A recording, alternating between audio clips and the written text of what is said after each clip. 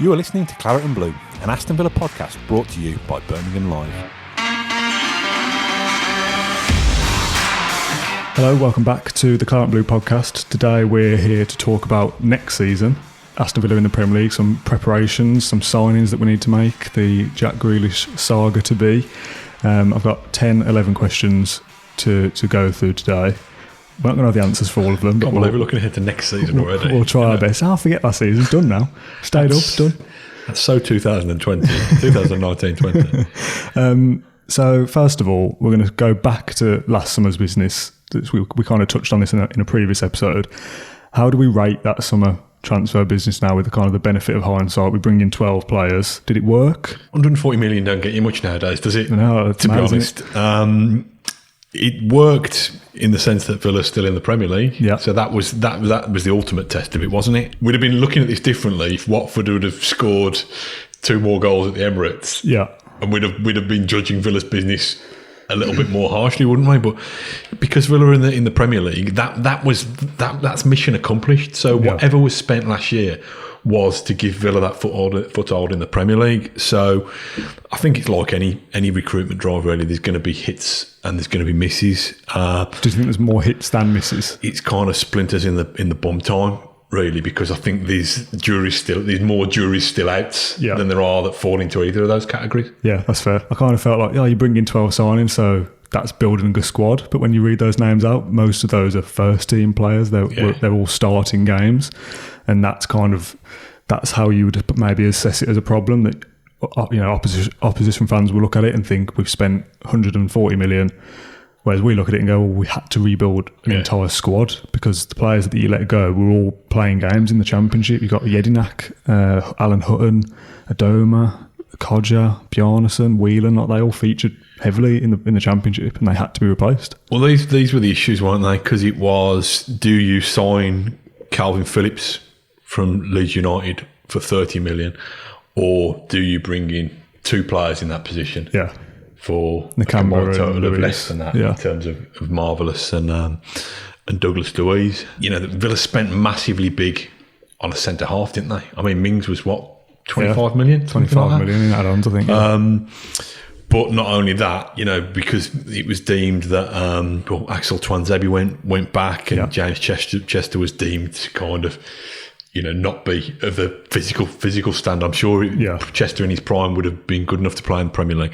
Because of that, as well as that big outlay on Mings, you've also got the signed Konsa and Engels. Yeah. So you're right, kind of a lot of that recruitment did go towards the first team. But there were a couple of ones where, because they needed a squad, that they had to sign 2 players. So they've signed 3 wingers effectively. Yeah. And I'm sure Villa players would say, I'd swap all 3 of them to collectively for Ben Rama. Yeah. Probably the one where the gamble probably backfired and Villa have got over the line, they've crawled over the line rather than galloped over the line, is the centre forward. Yeah, for me, because and if you look over the course of the season, people are saying you should have signed Mopay. You should sign Mopay. Mopay hasn't scored. He hasn't been that overly prolific. Yeah, over and above what Wesley could have done over the course of the season. But it was just the lack of options. We said even before Wesley got injured, it used to be a kind of common theme that ran through the narrative of the first 2 months of the podcast. Take him out the firing line, give him a breather, because not only is he being shot of confidence, but he's actually kind of physically knackered. So I think for me, that's the biggest oversight, and to me, it reflects. It almost echoes what happened the previous season, where we lacked centre halves. But just about got away with it this season. Yeah, fair. We lacked centre forwards, and just about got away with it. I suppose we can say it's an oversight. But we then go and sign 2 strikers in January. In Samato, we spend decent money on, I think, around 10 million or something like that. And Baston comes in on a free, and you think, we know there's a striker problem. Yeah. They've tried to fix it. The problem is that they've both failed, and that's the problem, isn't it?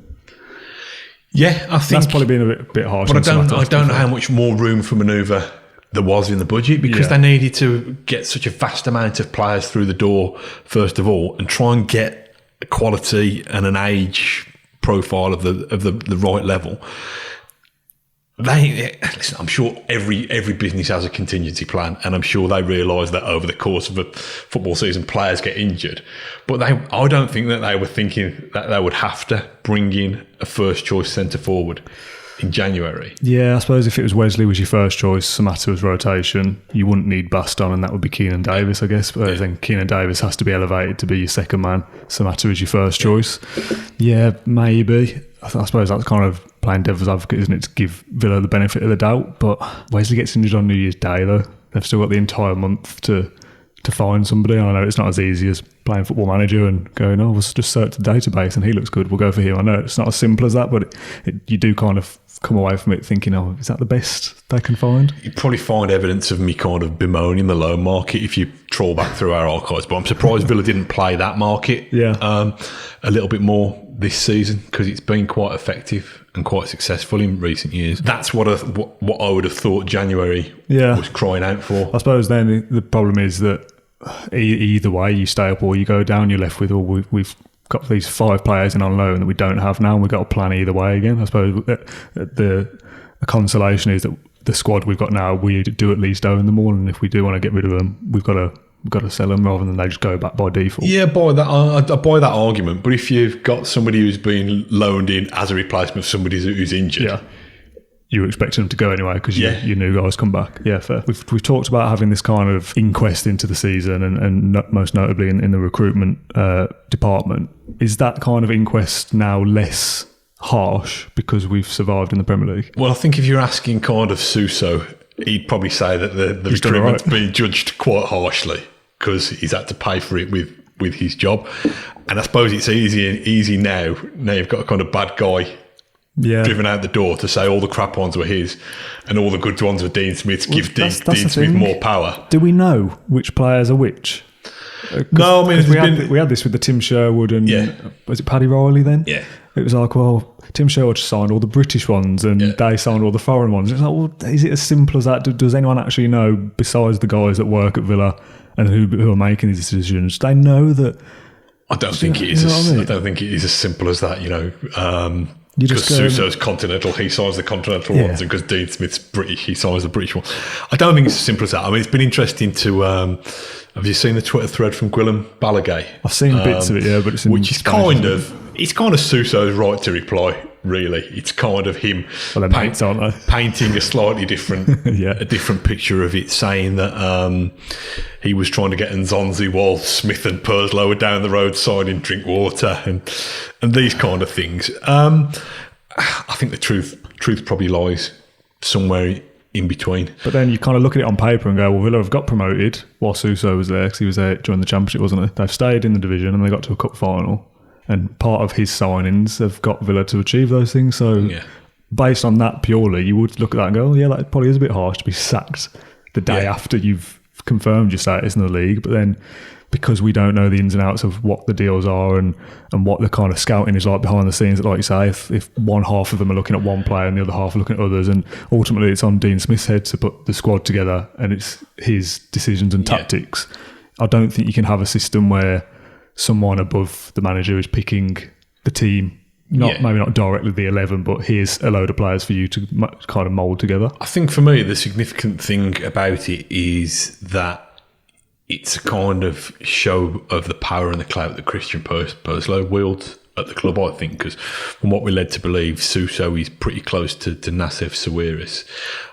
So for Purslow to kind of be able to emerge from that and to say, we need to employ a new director of football, shows that he's on very solid foundations himself. Doesn't he own a percentage in the club or something? Yeah, I think he has got some kind of holding in the club. I suppose that puts you kind of higher up by default. What do you think about the sporting director kind of route then? Because in one sense, I get the ideal scenario is that, I don't know, I can't think of a club as an example, but if the manager comes and goes, there's enough people there that will maintain this is the style of play this club wants to play. Here's a kind of a bunch of signs that are coming up through our academy in that kind of style. I understand that, but that's a kind of a long-term plan. The flip side of that is, like I say, if that's kind of interrupting the head coach that you've got at that time's their ideas of how the football should be played, those two don't mix, do they? So I think it's a strange structure, because if if it fails, if you want to have this consistent approach, but that consistent approach fails, you want to be open to rip it up anyway. You probably don't want the same kind of head coach. Yeah. You want something completely true. different. So I suppose it's only successful if you're getting success and you're losing head coaches because they're climbing through football to better opportunities. I mean, I think with Dean Smith has worked under this. He's worked under this kind of, I'm sure when he was at Walsall, he'd have had more say on who Walsall signed. But at Brentford, he was kind of part of a committee and working with sporting directors that would have kind of done it as a collective. So I suppose it helps if you're all pulling in the same direction rather than you're thinking, no, we need this type of player, and the other staff are saying we need this type of player. That's difficult. Well, it is, but we don't know that. We don't know that. Oh, yeah. We don't know that for a fact, do we? No.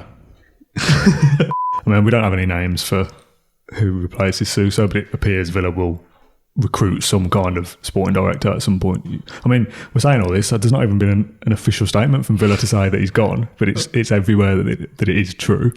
So at some point they're going to have to go, oh, by the way, everyone, we've got a new sporting director, because that guy Suso, he left last month. I think, you're right. I think these kind of ushered through the back door moments. A bit like, we've said this before about players signing, haven't we? There's a massive fanfare, kind of holding the scarf and strange kind of gifs and memes and stuff to introduce it, and then when they leave, it's kind of like a 10-word sentence and just kind of usher them out quietly. We've got 15 minutes into this episode of looking ahead to next season, and we've not mentioned next season.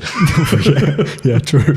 But the biggest talking point is the guy with the initials JG, Jack Grealish. Oh yeah. Okay.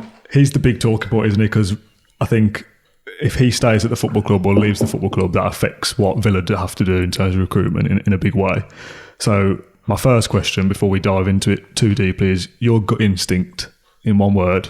Does he stay or does he go? Can I come to that in a minute? Okay. Go on then.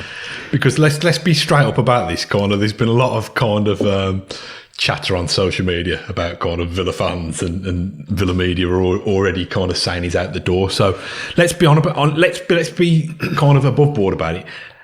What is the best, most compelling case that we can put together to suggest the opposite? Okay. I've got my own thoughts. Yeah, I'm asking you for them. Yeah, I know, but I don't want to be that doom and gloom merchant. First of all, let's think of the good reasons why Jack Grealish could still be an Aston Villa player next season. Okay, yeah. Reason number one. Are we doing a pros and cons list here? Let's just do the pros. Reason number one. Okay.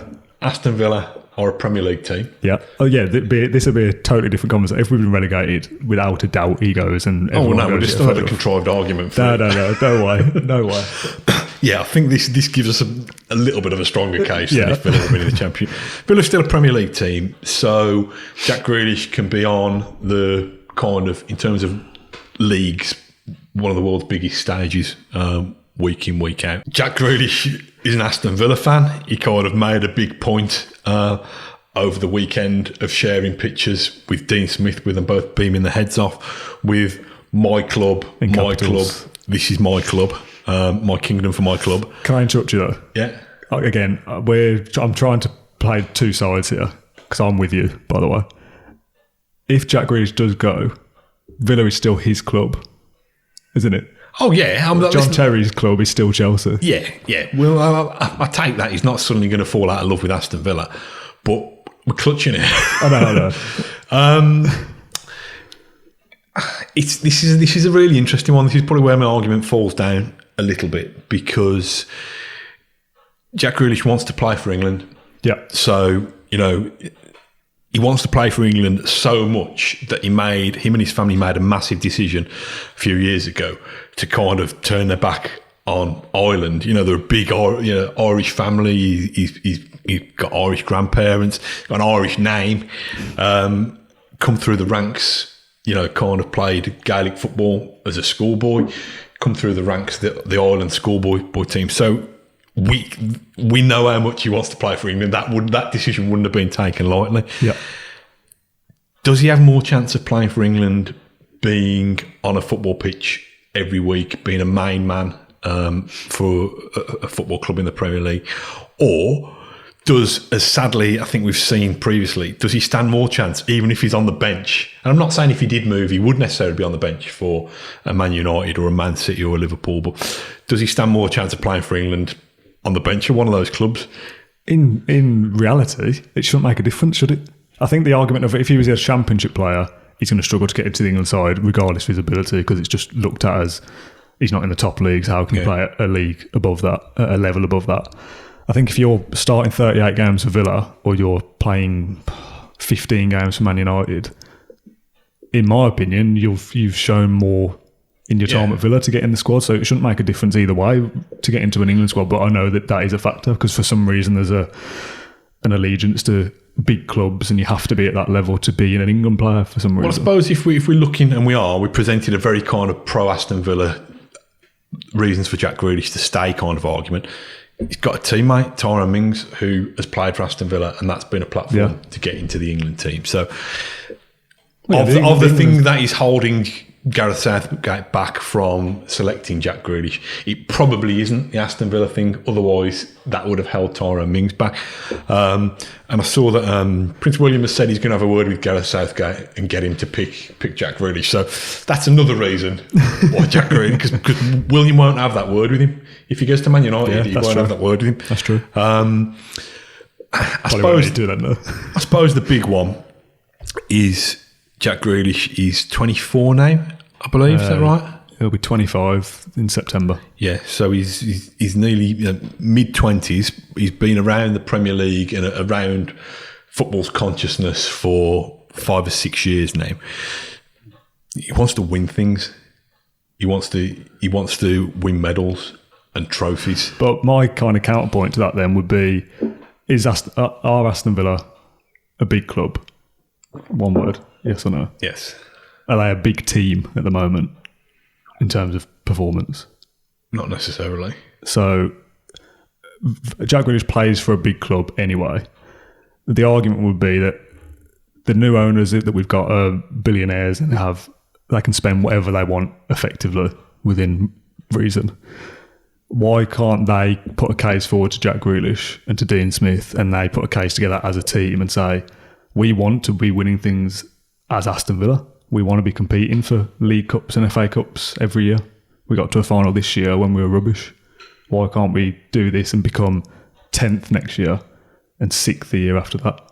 Why can't you commit to Villa for another couple of seasons and we'll try and do that here? No, that's what I mean. That's what they'll be doing. I could say, I'm not sure League Cups. I mean, listen, the lad's not kind of won anything other than, he won plenty of youth team trophies and stuff like that, but he's not won anything other than a championship playoff trophy. If Villa say we can challenge for league titles in Champions League football, might be more of a compelling argument than League Cups and FA Cups. But I don't know. I think to convince Jack Grealish of that in such a kind of shortened transfer window before the next season comes along, when he's not going to, it's a choice, isn't it? Do I have faith in these guys to get there, to keep speed with my ambitions? And I suppose they could say in their corner, well, we've delivered a promotion and a consolidation season in 2 years. Yeah. Who knows what we could deliver in another 2 years? I think that's going to be the hardest thing, because Jack's going to be looking and thinking, well, okay, if I commit another 2-3 years to Villa, I'm suddenly 27. I'm not going to get my big move. Is this the moment? I've kind of carried a Premier League team. Single-handedly is probably harsh on his teammates, but I've kind of led the way. Will I get this opportunity? Is it a sliding doors moment? Will it come again? But having said that, the other massive factor in this is Aston Villa don't need to sell Jack Grealish for money now. This was my second point. They've got they've banked whatever. I think the prize money's gone up and the broadcasting money's gone up. Exactly what that is, I'm not sure, but I think they're going to kind of bank 150 million quid by being in the Premier League for another year. Yeah. If they'd been relegated, that would have kind of tested the nerve a little bit more. If we'd have been relegated, Villa would have to, because Villa have got to make signings regardless whether they'd stayed up or gone down. Now Villa can use the broadcast money to build and they don't need to rely on anything else. If we'd gone down, we'd be going, well, Jack Grealish can get us 50 million here, we'll use that. I think it's a bit like the situation that when the owners first took over, it would have been an easily done thing. There was probably even greater need to sell Jack Grealish there because of the FFP walls closing in on them. Yeah. And they held their nerve. And, he was virtually a kind of done deal for Tottenham a week before. We got lucky that Tottenham just didn't front up with what we asked for. I remember speak to somebody pretty close to Grealish at a friendly at Walsall and them saying to me, Keep your ticket stub. This is the last time you'll see Jack play for Aston Villa. So it was really, that close. But like I said, back then, they almost needed to sell him to keep. I know they'd got lots of money, but they almost needed to sell him to keep the club afloat in that minute, and they resisted it. This is just a kind of an extension of that. Yeah, really. If they can resist it, then can they resist it now? I guess the flip side is, and we don't really know, it's a weird period, isn't it, in kind of the way the world is at the moment, that are these big transfers of 80, 90 million a thing anymore? Yeah. You would assume yes still, but we don't know.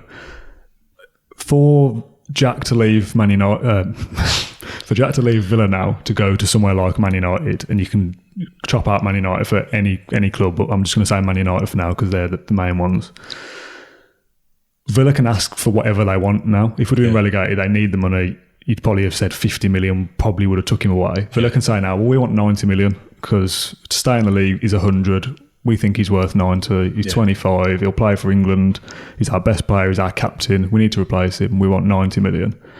Are Man United going to pay 90 million for a player that won't start every game in the Premier League? I think that's a key point. A squad player, effectively. Whose need is greater? Because you're right. Villa could actually have the argument to say, well, if we sell him, we are jeopardising 150 million quid next season. So we've got to set our price somewhere near 100 million quid. And the buying club has got to factor in. I'm not sure it's the time at the moment where people can just make marquee kind of showpiece signings just as a vanity project. Yes. I think if Manchester United are going to commit, there's talk of them.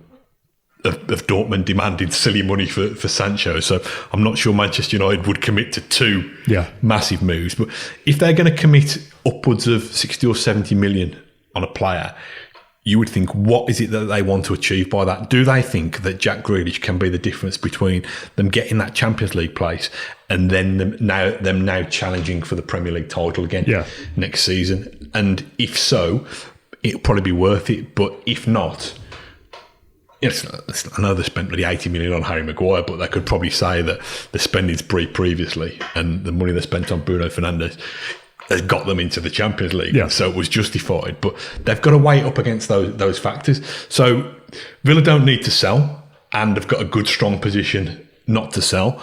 Does a buying club think that Jack Grealish can be the difference between them taking the next step to wherever that may be? And the level we're talking, it's either getting into the Champions League if you're not there, if you're an Arsenal or a Tottenham, or it's winning the Champions League or the Premier League if you are there. So there's that. And in amongst all that, what does Jack Grealish think?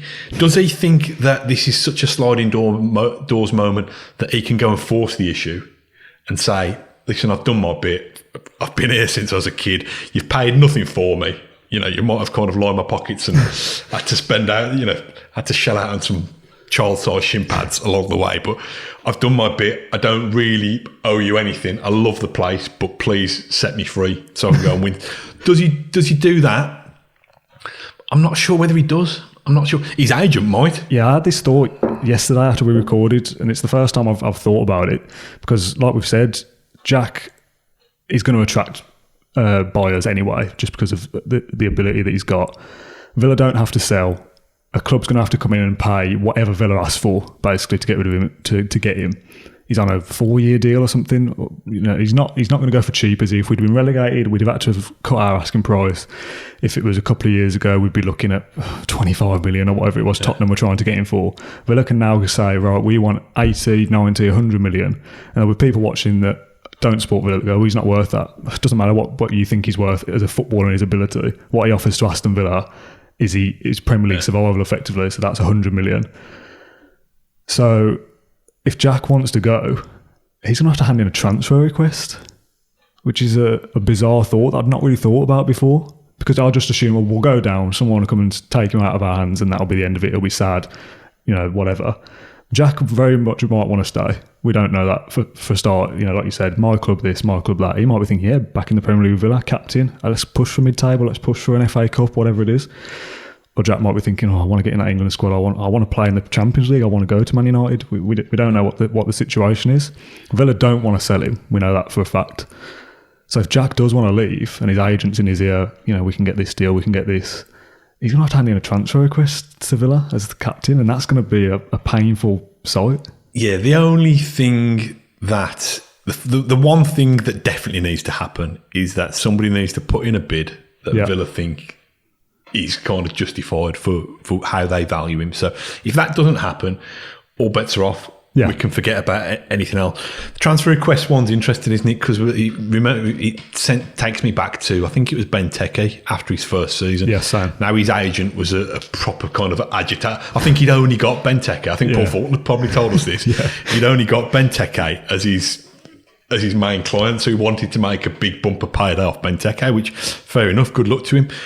But so it became a bit messy, didn't it? And, everybody kind of at first thought, Benteke, we've given him his big chance in the Premier League. Then he's gone all big time and tried to kind of turn his back on us.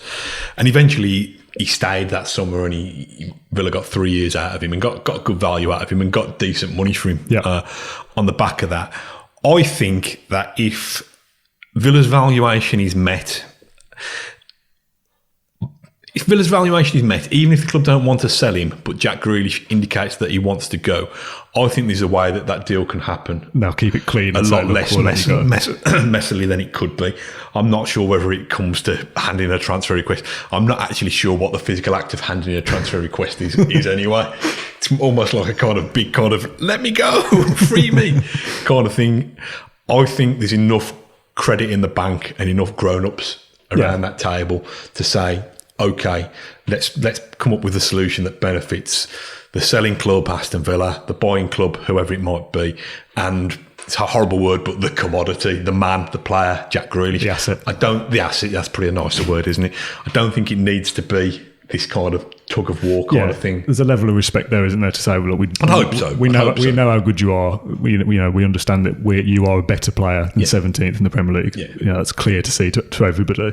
If Man United come in with 80 million and Villa think that's acceptable, then there's conversations to be had behind the scenes that they say, right, we know you want to go, we'll let you go. Villa could very well be ruthless about it and go, no, we don't want to let you go. And then that's when it gets messy. And obviously you don't want it to get to that level anyway, because if they make Jack stay and he doesn't want to, you've then got his heart in it. You lose the... Honest, I'm not doubting the lad's professionalism. I'm sure even if he was kind of forced against his will, I can't imagine him actually saying that, Jack Grealish being forced against his will to play for his boyhood club. But I do think if you've got a player who is not happy, and Jack Grealish is so much about kind of feeling comfortable and feeling like he's got a real cause and he's fighting for a cause, I think if you dilute that, you've still got a footballer with magic in his boots, but you've not got the same footballer. You've not got the Jack Grealish that has carried Villa. It's just a really difficult subject, isn't it? Because I think, like I said, I don't know, half an hour ago, if we'd have gone down, we were always on, just letting him go anyway. If we stayed up, there's a certain element of the fan base that realise he's too good a footballer to be in a relegation battle. Is he too good to be playing for a club the size of Aston Villa? No, because we think Villa are a big club and we've got ambition. People will say now, if he goes, where's Villa's ambition? We've stayed up, we're a Premier League club, we should be able to keep hold of him. What's the flip side to that? Because if you've got a player that's so well wanted, there's a better word for that, in such high demand, there's no level of ambition that Villa can realistically reach. They can't say to Jack, well, we're going to go for the Premier League title next year, because it's unrealistic. Yeah, I mean, we've rattled on about him so much, he'll be due a testimonial soon anyway, but to me... Big topic, mate, it's a big topic. Yeah, no, I agree. To me... And also, how does Jack look then as well? Because people will say, "Oh, yeah, we can kind of excuse you going if we've been relegated." Like, where does Jack really love the club? We've stayed up. Why is he leaving? What's Jack's ambitions? Oh no, I think Jack really can go with the best. Listen, let's hope he doesn't come to this. I think he can go with the best wishes of the fan base. To me, it's a different situation to the situations we've had before. If you hark back to, I don't know, Dwight York going to Manchester United, it felt like a real kind of dagger to the heart. Would this not feel like a dagger to the heart, though? Well, let me finish. Or a gun to the head, to use John Gregory's analogy, because Villa were competing then. Villa were in that top bracket. Villa were around the kind of, it wasn't a top four as such back then, but they were around that bracket. Subsequently, Dwight York's vindicated because he goes and wins the treble in his first season anyway. More recently, well, back then, when you've got kind of Gareth Southgate and Hugo Ekiog and people like that saying Villa lack ambition and going to Middlesbrough, you know, if Jack Grealish went to Leicester City, and that probably does sound like delusions of grandeur because they've won the Premier League title recently, they've been competing for the Champions League places, or Wolves. Yeah, I don't. But more recently than that, kind of, Villa were unable to stop Ashley Young going, James Milner going, Stuart Downing going, Gareth Barry going, and that was a time where Villa was still not quite amidst the elite, but were knocking on the door of the elite. But the counterpoint to that would be that the owners weren't, or the owner wasn't as invested then. We were kind of a club on the decline around 09-10. Whereas I know we're in decline I'm not sure, now. But when Barry went, I'm not sure that was the case. I think Villa were knocking on the door. What I'd say now is that there's almost, because with the exception of Barry, Villa didn't create those players. Yeah.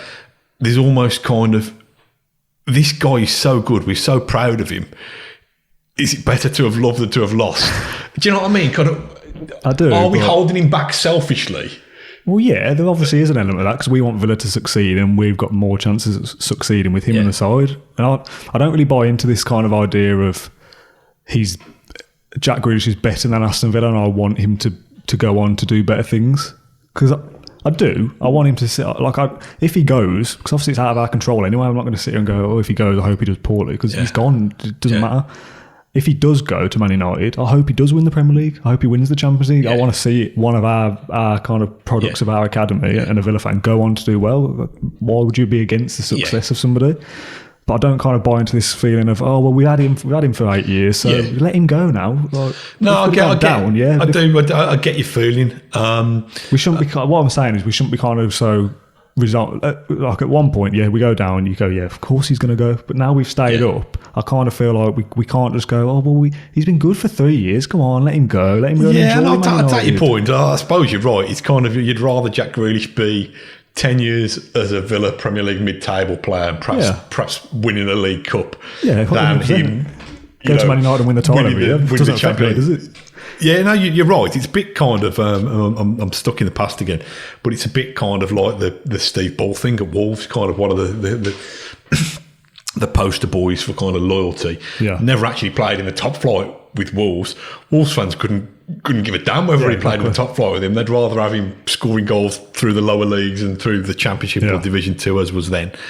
So you're right. I think it's probably, if he goes, then absolutely wish him the best, and I hope he plays for England every tournament and wins all the trophies he can. Because by that point he's gone. There's nothing I can do. Yeah. But while he's still here, I very much prefer he's here for the rest of his career. And Villa are a bottom 6 Premier League club, and he's our captain for that whole time. Then he goes to Man United this year and wins the title. Yes, I'll be happy for him as a guy. I don't know him. I'd rather he be around Aston Villa still. Yeah, if you're talking about the Venn diagram of Jack Grealish and what the sweet spot is a circle up here somewhere where he wins the Champions League and the Premier League with Villa and lifts the trophy. But you would rather that Villa Venn diagram still encapsulate the bit where he stays at Villa, doesn't win anything, but it's one of the best players that keeps Villa competitive at a level. You're right, as a Villa fan and as a Villa podcast, we shouldn't really care much what he does after Villa, what he does post Villa, and likewise the England cap. What does that bring? What does that bring Aston Villa anyway? Other than misery, players being tapped up and heading up the M6 to a northwest powerhouse anyway. So it's a weird scenario, isn't it? Because we're obviously at this point it's all guesswork anyway. And I think my issue with it, Dan, is because, and I'm not name dropping, but because I was covering Villa as the club reporter at the time, tipped off that it was the next best thing, and been really invested in his career, got to know his family, kind of watched him at Notts County. I'm a Villa fan, so I want myself and my lad to be having our season tickets and watching Jack Grealish do great things for Aston Villa. Yeah. But equally, there's a little bit of me for the lad's sake that, God, he's probably one of the best players in the Premier League for a generation. Just the way he is, he's a different type of player. Yeah. I don't want to hold him back, but I do want to hold him back. See, I think because I think it's almost like an immediate kind of reaction to losing Villa is why it'd be so hard, because yes, you could go and sign just a name I've seen recently, a Cantwell from Norwich, a kind of creative, unique kind of maverick player. But Terrible hair. Well, yeah, whatever. But he's not a Jack Grealish, is it? He's not a Villa fan. He's got no connection to the club. He's not one of ours, and we're not going to see a Jack Grealish for a number of years at best. There's no one coming through that we know of just yet that is going to be any player of that ability. Louis Barry, isn't he? Well, whatever. We don't know, do we? He's just a Barcelona reject. But you can replace, because if Jack goes and we get 100 million, and we've got the Premier League money, we might see a better Aston Villa because of Jack Grealish moving on. And if that Aston Villa without Jack Grealish gets into Europe, we'll all be delighted with that fact. Yeah, I mean, that's an interesting one, and kind of older listeners will thank me for kind of venturing back into the past as I've done before. But we had this situation with when David Platt was sold, and Villa were able to reinvest a lot of the money from David Platt's sale, and Ron Atkinson was able to build. Listen, I'm getting ahead of myself now, but was able to build a side that, with 8 or 9 new signings that were able to challenge for the title. Yeah. So if Jack Grealish going, if that's the sacrifice we make, is that it gives Villa an extra 100 million quid that they didn't think they'd be able to invest in players, that helps them kick on. Yeah. I suppose that's probably the best kind of comfort blanket that you can have. If we'd have gone down, you'd be thinking, well, we're not going to be signing the ilk of players that are going to have beat of that ability anyway. It's to try and get back into a Premier League. Now we've stayed in the Premier League and we're planning to push on next season if Jack Grealish is here or without him. Like I say, I don't know what the stats are off the top of my head, but let's say Jack scored 10 and assisted 10 just to keep it simple. If we sign Cantwell and he does the same, he's offered the same output that Grealish did anyway. And in pure stats he has, but I don't think he has in terms of... Yeah, it's not going to be a Jack Grealish, it's not going to be the post boy. But even that, even the taking the Villa thing away and the one of our own thing away from him, I'm not sure Todd Cantwell could have carried that team. Well, yeah, we don't know that. Not sure. I think you can say it with some degree of certainty that he's probably not as brave on the ball. He's he's not as good as Jack Grealish. But what I'm saying is, if he, in terms of pure output, if he's part of a team that can make Villa more successful than 17th place, and we start to build and we sign 6 or 7 new signings that are 20, 25 million each, and that's the start of a new Aston Villa. Anyway, we started this argument by keeping him, so let's not... Yeah, I know. I'm just trying to look at both sides. If he stays, we'll still spend a good amount of money because we're still in the Premier League. And that's the dream scenario, isn't it? Jack Grealish stays, Villa still build a good side. And sign Todd Cantwell to lace his boots. Yeah, play on the other side. So, yeah, that's the Jack Grealish podcast.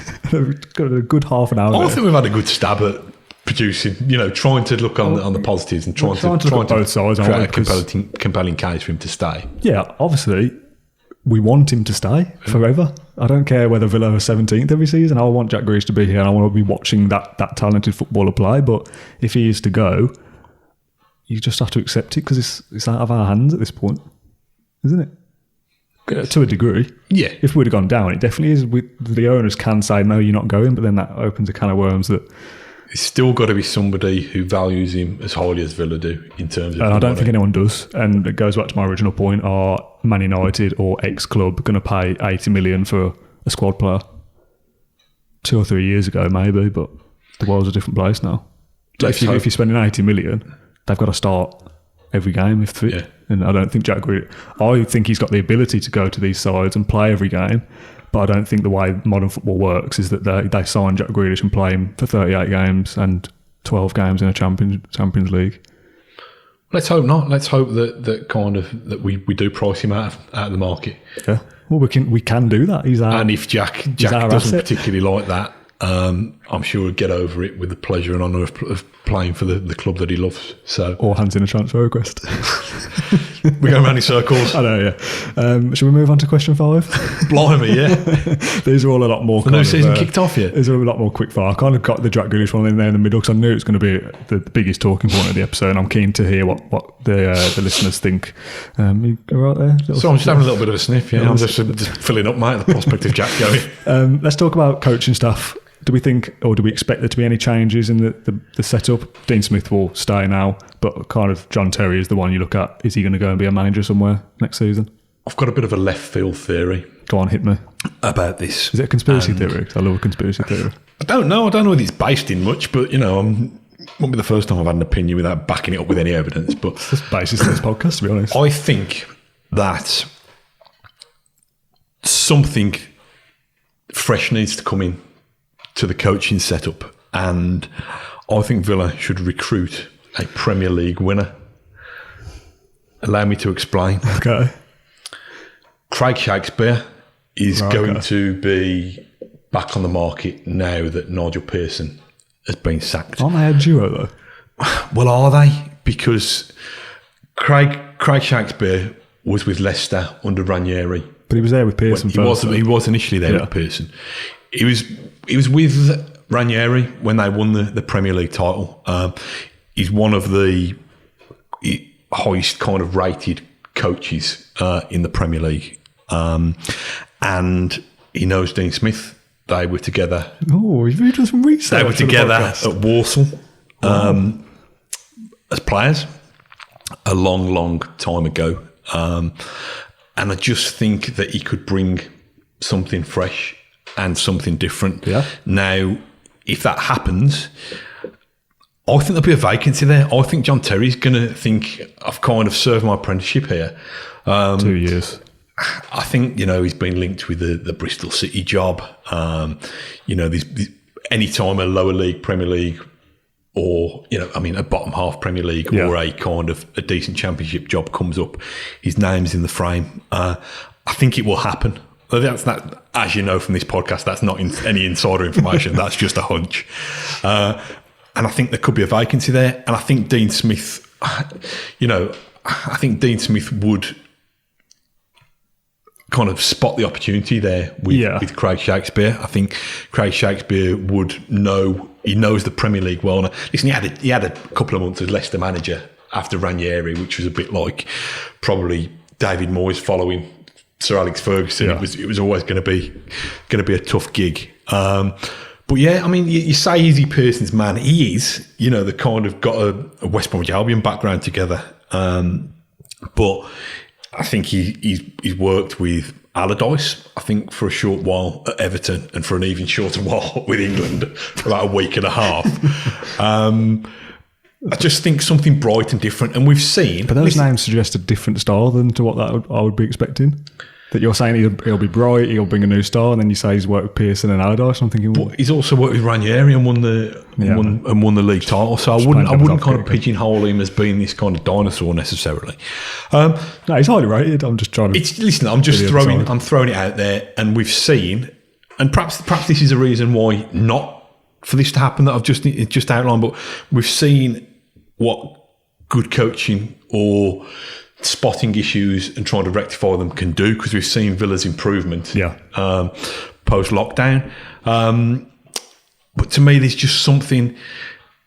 We've said Dean Smith has inherited Suso, and he inherited John Terry, and we're saying, do we give Dean Smith more power over transfers? Possibly, but do we give him more power over what his coaching team looks like? Yeah. And even if somebody else is the one who's bringing the players in, give Dean Smith and his coaching team the best possible chance of getting the best out of these players. Yeah, that's the thing. So I think it'd be interesting. Like I say, it's probably completely wide of the mark, and JT will still be there. It feels like one of those things that Terry might not go now in the off season, but he might be plucked away by a job opportunity that comes up in November or December. And you kind of think, well, maybe we feel like that's coming at some point, so let's make the decision now to say, right, we're going to get rid of you, basically. You've been here for 2 years. Who does Dean Smith want to come in alongside him? You kind of pick your team now. And if that does work, right, this is the recruitment operations, we've decided this, but you've got your coaching staff now. We're going to work together, but you 3 or 4 have got to get the best out of the players that we identify. That's got a better chance of working if Dean Smith says, well, I want him, and him, rather than saying, well, you've got to have John Terry because that's what we want. Yeah, I mean, it's worth saying, and we've made this point before, that John Terry has been the assistant manager or first team coach or whatever, they're carving up the roles along with him and Richard O'Kelly for a promotion season. Yeah, they get on and everything, don't they? They're staying in the Premier League. Together. They've both kind of spoke previously about, I think there was a mutual... Well, obviously mutual appreciation. So I'm sure Dean Smith, like everybody, kind of wondered at how brilliant John Terry was as a player. But through John Terry's brother, kind of knew Dean Smith anyway. Yeah. So when I say forced together, I don't think it was against anybody's will. Yeah. But it just wasn't necessarily Dean Smith's choice. If he had a choice, would he look for somebody different? Yeah. So I think that's interesting for me, because I don't think there is going to be the turnover of players that there was. So if that's not the case, how do Villa get an extra 20% out of Trezeguet? How do Villa get Douglas Luiz performing like that across a season rather than across 2 months? All those kind of things. What lessons has Dean Smith learned as a coach? Does he need another sounding board? That's the dog barking. I don't think you can hear barking up the wrong tree clearly with this. But yeah, I think it's interesting. Again, we've got such a small window to work with though. Yeah. Is it a case of just crack on? Oh, it's difficult, isn't it? But yeah, we're going to try and move on a little bit here to playing staff now, because we've not even touched about additions for next season and transfers. Where do we need to strengthen, first of all, do you think? How many positions are we looking at, or how many players are we looking at? I think you're probably looking at half a dozen, depending on how many... For a second I had to work out how many that was. That's 6. Depending on how many you were... Depending on how many leave. Yeah. Centre forward. You need 2.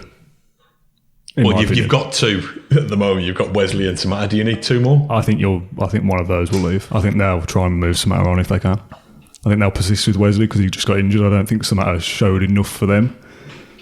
And if you can get 6 or 7 million and he goes somewhere else, I think they'll just kind of cut their losses and say, okay. Do you think Keenan Davis becomes Samatta, basically? What, the first in reserve, basically? I suppose if you're looking at it thinking, is there any chance that Dean Smith changes his way of playing? Do we suddenly go 2 up top? Probably not. Wesley is probably your backup man because he's still not going to be fit for a certain period of time. You buy one big name striker, and then you buy somebody else to battle it out with Wesley. I don't know whether that's another kind of £20 million man or whether it's a loanee. And then Keenan Davis either becomes your 4th choice for one spot or he goes out on loan, maybe, at last. Yeah, it's interesting. I mean, if you do get rid of Samatta, you're taking a hit on a £10 million player from the off. After 6 months. But definitely, we've spoken before, haven't we, that Villa, in terms of that bottom half of the table, managed to score at a fairly decent rate. Yeah.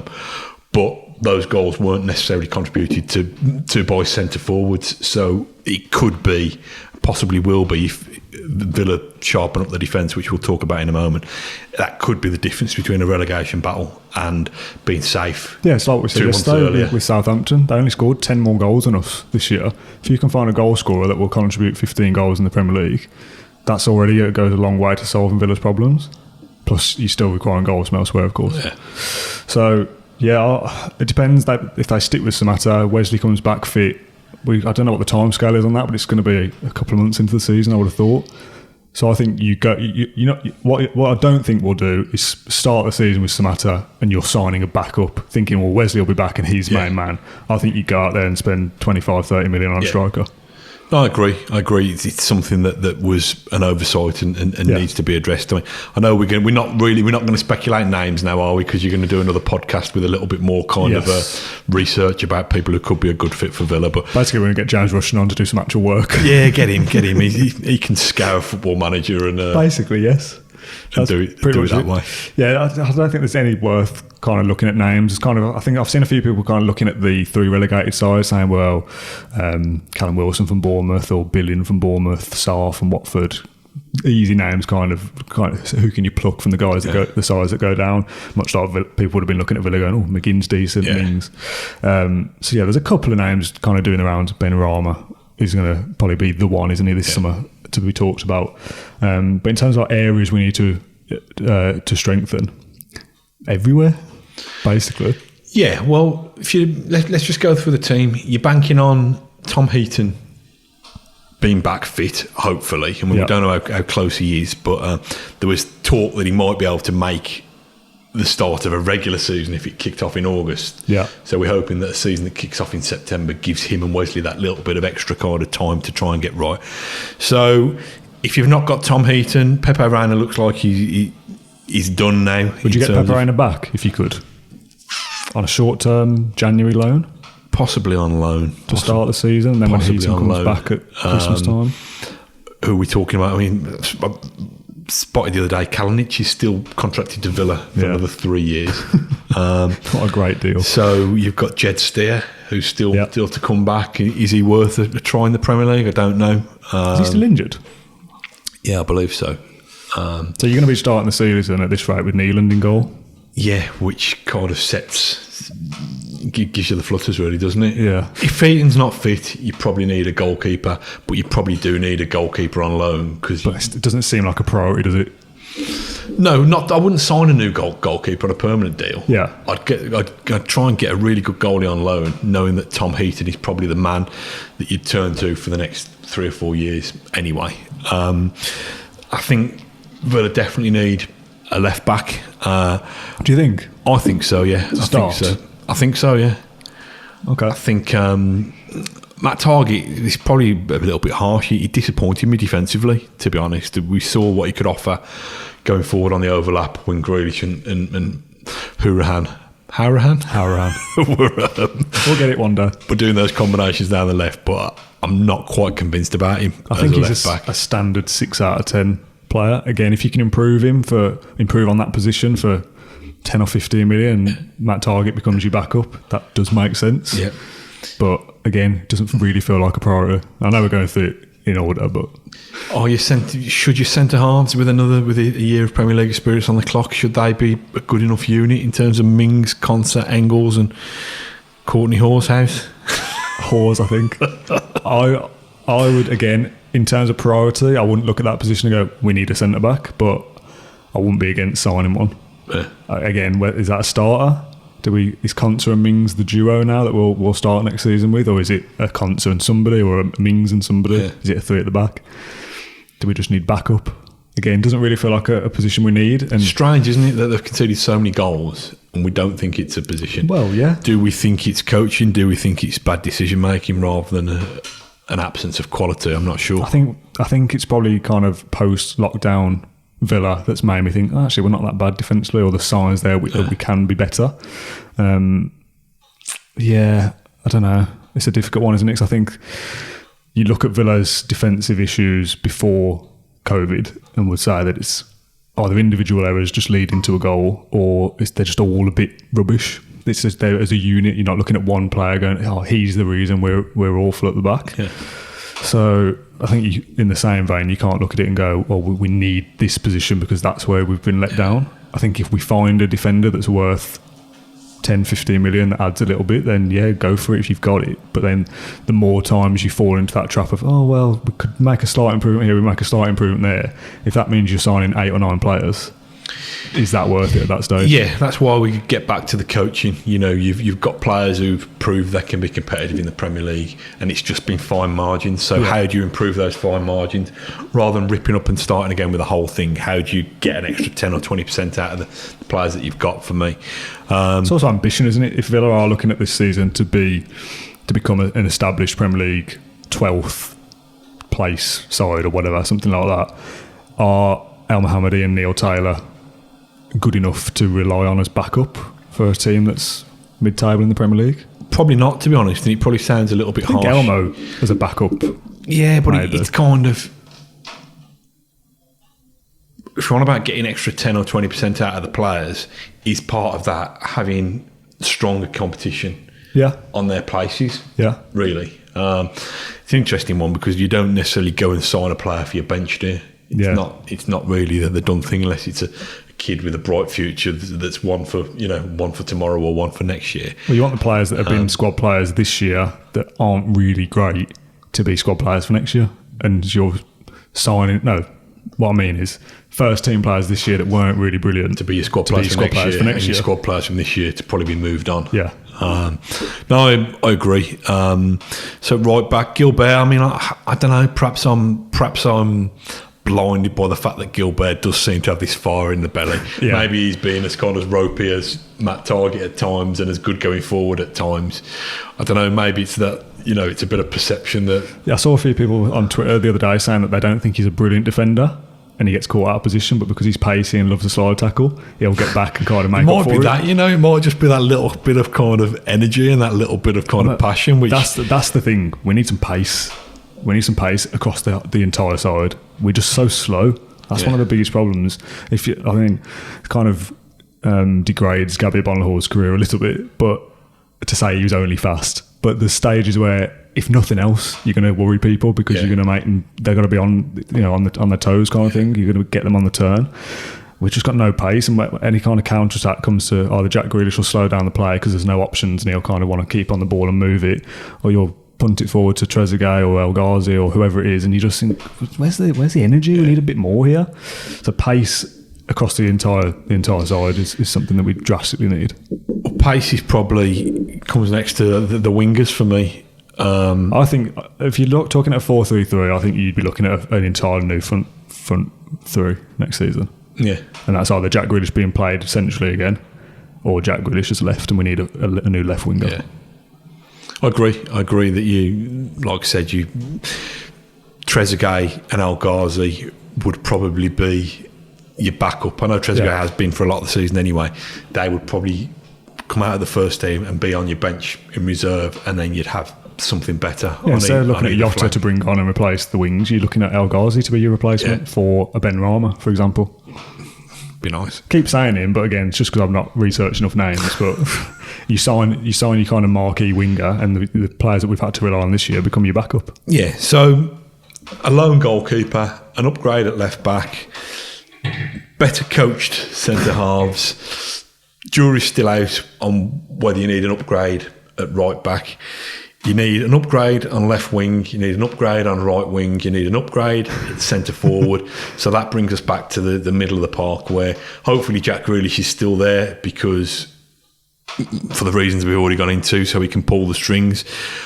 Douglas Luiz, we want to see him, the Douglas Luiz that we've seen since lockdown, do it over the course of a 38-game season. John McGinn, we hope, although it's going to be not a great deal of rest and only a very mini pre-season, can be back up to the John McGinn energy and influence levels. Yep. So as a midfield three, we've got Conor Hourihane, who has really staked a claim, I think, with the impact that he's had towards the end of the season. The issue that you've got is if we are crying out for pace, that's probably not going to be your man in there. Yeah. So I still think, God bless him, I don't know what he can do to kind of earn the praise consistently. Conor Hourihane still is one of those upgrade, and I have him on the bench for me. You've also got Nakamba will be around. Drinkwater will leave. Yeah. Henry Lansbury should leave for his own sake, I think. So you're then talking about, if you've got Grealish playing left wing, you've got McGinn, Douglas Luiz, Hourihane starting, and then no backup then. Yeah. So are we going to go out and sign a big name midfielder and drop one of these guys out? Or are we going to have to go out and sign kind of bench standard midfielders? Depends how they want to spend that. Or loans, maybe. Doesn't it? Because, again, to me, it's about making sure that the midfield department is competitive enough. Yeah. And the way to do that is by signing better players who either take the places of the people who are in there or breathe down their necks and raise standards. Yeah. I think you probably do need a central midfielder to come in, and you probably need somebody to be ultra physical, ultra, have the energy to get up and down, have a little bit of pace and bite about them. Do you get one of them Premier League ready for less than 40 million quid? Nope. Got a name? No. Not that I can think of. Well, these players don't exist, do they? Can you name me a 20-goal guaranteed Premier League striker that Villa can go and pluck out of nowhere in 6 weeks? not that would. That is willing to. Not that somebody's willing to sell for a price that would make sense for Villa to pay, really. What about in terms of money spent? What's the kind of FFP rules? Is there anything that holds Villa back being in a Premier League club now? I mean, it's all kind of expenditure versus turnover, isn't it? So it's kind of, they now know that they've got the biggest income stream that they could possibly have, guaranteed for another year. Yeah. So they can that spend gives against them, that. So that they can spend against that. So, I don't know what is it, the new sponsorship deal? Kazoo, yeah. Kazoo, and all the other commercial opportunities that come with being a top flight football club. Doesn't really matter. Gate receipts don't really matter. Don't exist at the moment. Well, they don't, but it doesn't really matter compared to that kind of that broadcast pile of cash that they're getting again. So they can spend again. They can spend against it again, if they wanted to.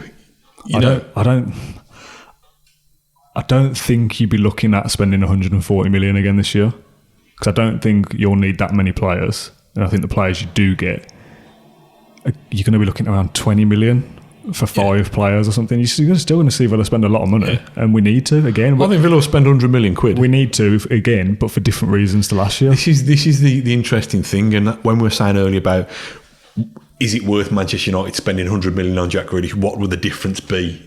Where would it get them? Yeah. This is the real kind of corridor of uncertainty that Villa are in at, because you're potentially talking about spending another 100 million quid, so 2/3 of that massive financial windfall again, to go up 2 or 3 places. Yeah, but I suppose the league positioning is irrelevant. It's the aim will still be again next year internally, I think, survive again. Up. Yeah, just keep getting that 100 million. Yeah, no, I agree. Obviously, they want to finish as high as they can, but ultimately, the difference between finishing 15th and 17th in terms of income will be a couple of million extra, because it goes up, doesn't it, for positions? That's where you get the problem. That's where you kind of, and let's hope we've got this problem in a couple of years' time, because that's where you hit that Premier League glass ceiling, because you're thinking you're getting angry fan bases that want you to show ambition and say, what are we supposed to be? We don't want to just be a Premier League also ran. And then you're getting kind of chief executives who are thinking, well, you want me to sanction £200 million worth of spending for a potential 2-place leap in the Premier League that could bring us 10 or 15 million pound revenue. I think so. You're right. Villa's mission again is to stay in the Premier League, but finish as high as possible. Yeah, because Villa's long-term aim, or kind of medium-term aim, will be to become an established Premier League side and not be relegated again for ever. At least, ever, hopefully. But we don't want to be kind of 15th next year and then go down the year after that. We want to be in the Premier League for at least a run of 5 or 6 years or something now, try and build something. Let's face it, Dan, that squad has stayed up.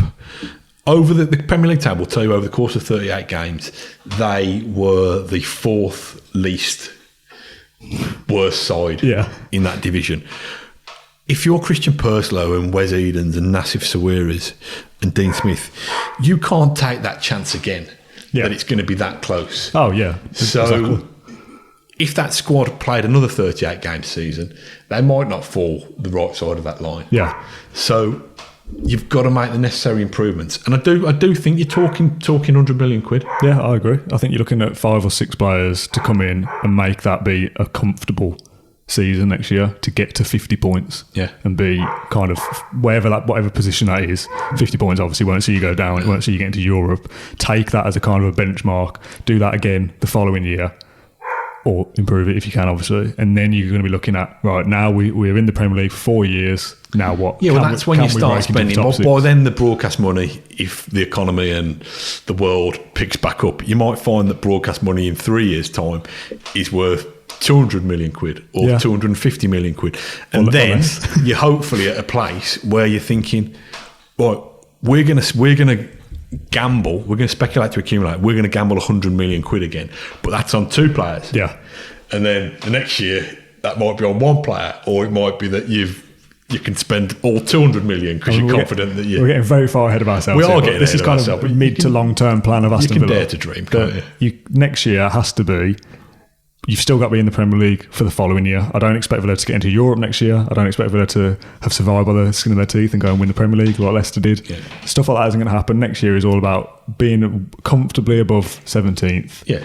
But not kind of, obviously if we get into Europe it'd be amazing, but realistically 50 points or so, be comfortable, look like a good side, play good football, and then the following year you're then talking about, right, can we now make the difference to push on between 12th and 6th or 12th and a cup? Yeah, let's rein ourselves in a little bit. Let's be safe.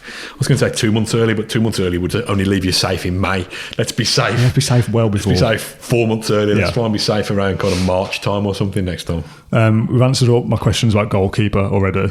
Experience required, I've put as one of these questions. Do we need that kind of player that's been around the Premier League before in midfield, or not? I don't mean experience in terms of a 37-year-old Gareth Barry or that type of player. Yeah, well, this is where you have to probably someone with 100 caps in the Premier League or whatever. Compromise your previous recruitment strategy in a way, because we've said it, and these probably better placed, more sensible pundits than us have said it, that Villa were lacking a bit of nous and a little bit of character and leadership. Now,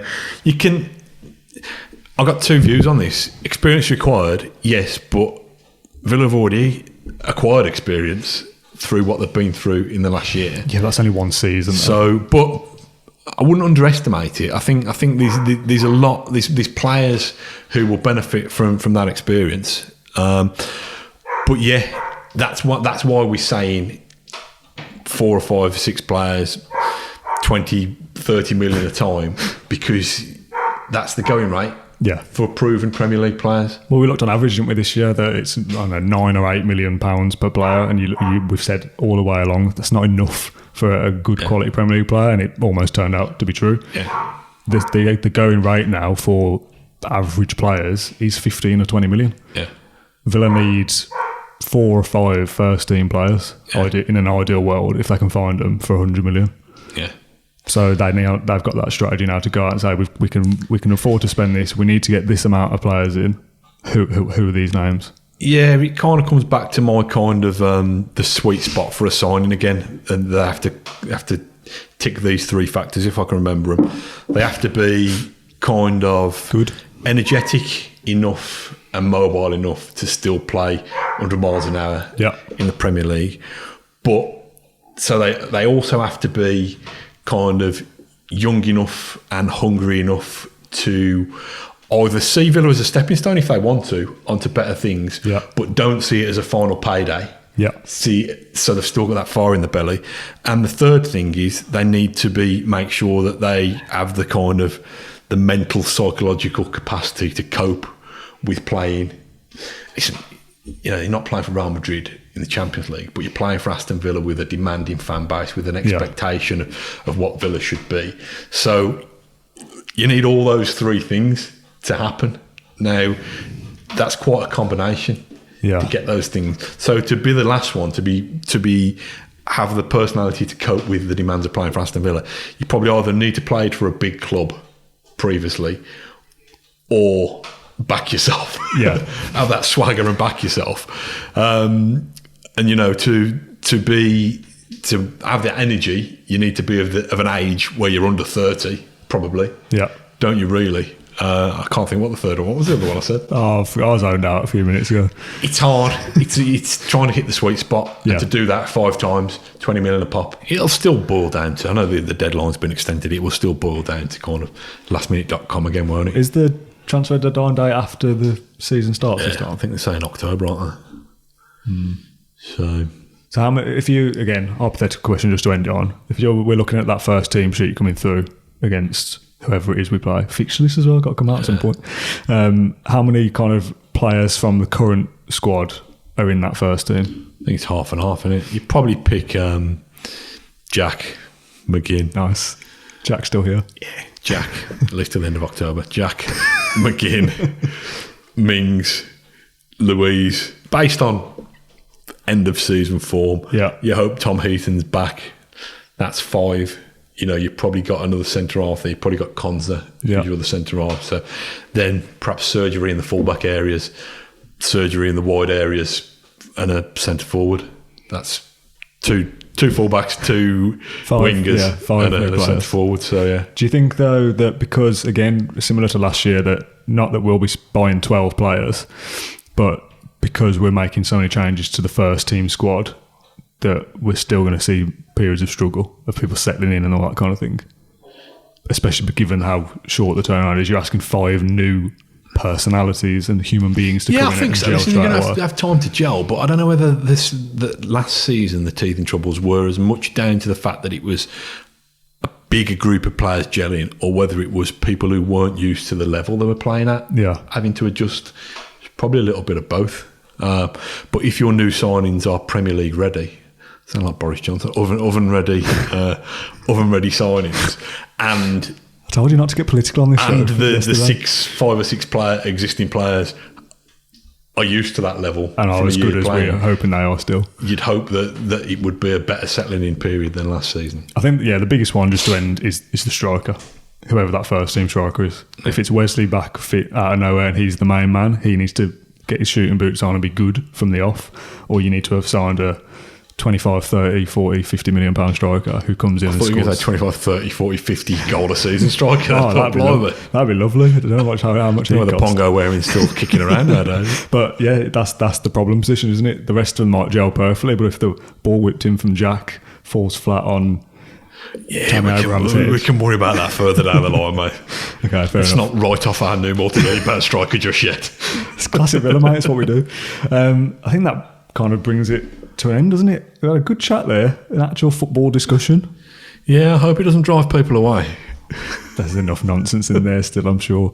Me and James are going to do another podcast probably next week now where he's going to basically find some actual names to talk about. I've got a really itchy nose. I think we're going to try and say, here's the 5 players Villa should sign or something like that. So if you've got any suggestions for names in the comments, that'll do some of the work for us. Yeah. If you've got any suggestions for the 5 players Villa should sign, can you write to Bodymore Heath, courtesy of Mr. D. Smith, Mr. C. Pursler? Send those to sportingdirector@avfc.co.uk and you might get a job out of it. Yeah, you could do actually. That's been a long, hour-long podcast or so of us waffling about next season. A lot of hypotheticals, but try and deep dive into it as much as we can. Thank you for coming again. Day 2 of podcasting. More than welcome, mate. Like I say, it's nice to have some human company. Sound very lonely. Thank you very much, everyone, for tuning in. We'll be back, like I said, probably next week now. Get your comments in of do you think Jack will stay or go? Thank you for watching. Thank you for listening. Up the Villa. Up the Villa. Bye. Thank you for listening to Claret and Blue, an Aston Villa podcast. If you enjoyed today's episode, then please let us know. We love hearing your feedback. We'll be back soon with another episode. Until then, up the Villa.